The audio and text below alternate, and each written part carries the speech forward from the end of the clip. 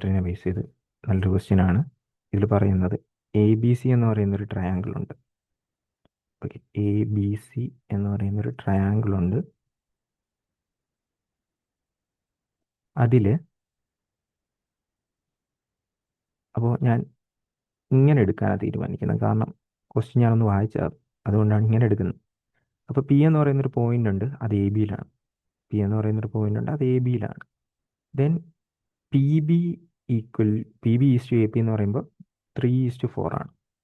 3:4 ആണ്. PQ parallel to AC. ഇതുകൊണ്ടാണ് ഞാൻ ഈ ഒരു ഫിഗർ ഇങ്ങനെ വരച്ചത്, PQ പാരലൽ ടു AC. അപ്പോൾ പാരലൽ വരുമ്പോൾ ഇതിനു മുമ്പുള്ള മിക്ക ക്വസ്റ്റ്യനിലും നമ്മൾ ചെയ്തായിരുന്നു, എന്താണ് പാരലൽ വരുന്ന കണ്ടീഷനിൽ ഈ മുകളിലത്തെ ചെറിയ ട്രയാങ്കിളും വലിയ ട്രയാങ്കിളും സിമിലർ ആയിരിക്കും. അതെന്തുകൊണ്ടാണെന്നൊക്കെ നമ്മൾ നേരത്തെ ചെയ്തിട്ടുണ്ടായിരുന്നു. അപ്പോൾ അത് ഇനി വീണ്ടും വീണ്ടും ഞാൻ പറയുന്നില്ല. Okay, PQ parallel to AC ആണ്. AR ഓക്കെ, അപ്പോൾ AR, അപ്പോൾ AR പെർപെൻഡിക്കുലർ ടു PC ആണ്.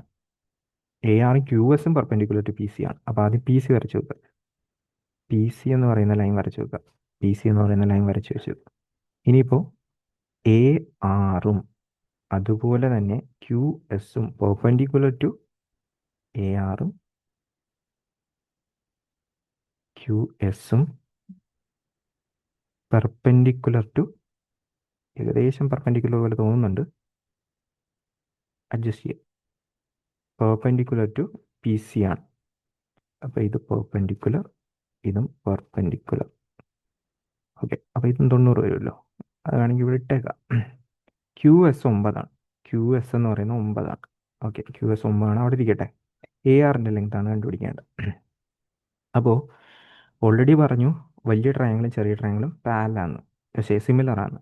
അങ്ങനെയാണെങ്കിൽ ഈ വലിയ ട്രയാങ്കിളിൽ, അതായത് നേരത്തെ പറഞ്ഞത് സ്റ്റാർട്ടിങ്ങിൽ പറഞ്ഞ ഐറ്റമാണ്, ഇതിലെ ഈ ഒരു സൈഡും ഇതിലെ ഈ ഒരു സൈഡും തമ്മിലുള്ള റേഷ്യോ എന്ത് വരുമെന്ന് ചോദിച്ചു കഴിഞ്ഞാൽ 3:4 3:7 എന്ന് പറഞ്ഞു വരും. കാരണം ചെറിയ ട്രയാങ്കിളിൽ ഇതാണ് സൈഡ്, വലിയ ട്രയാങ്കിളിൽ ഇത് മൊത്തത്തിലാണ്. അപ്പോൾ 4 3 7 യൂണിറ്റാണ് വരുന്നത്. ആ 7 ഞാൻ ഇവിടെ എഴുതിയിരിക്കുന്നത്.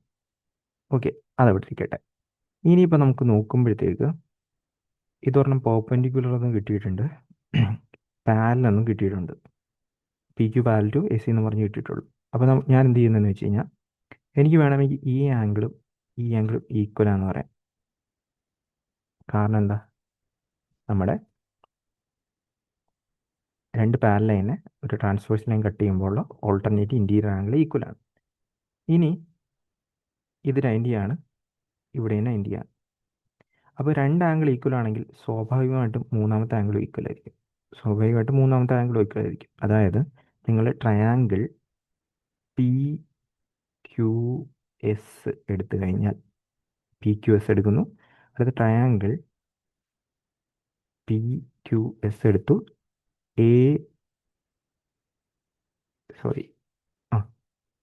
ട്രയാങ്കിൾ PQS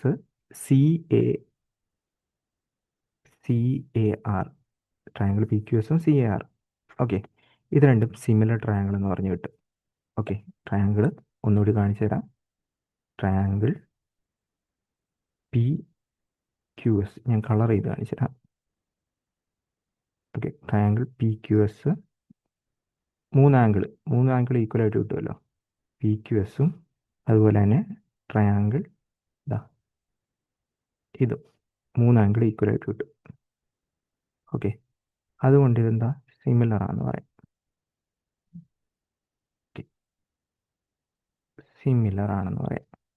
സിമിലർ ആണെങ്കിൽ അതിൻ്റെ സൈഡ്സിൻ്റെ റേഷ്യോ ഈക്വൽ ആയിരിക്കുമല്ലോ.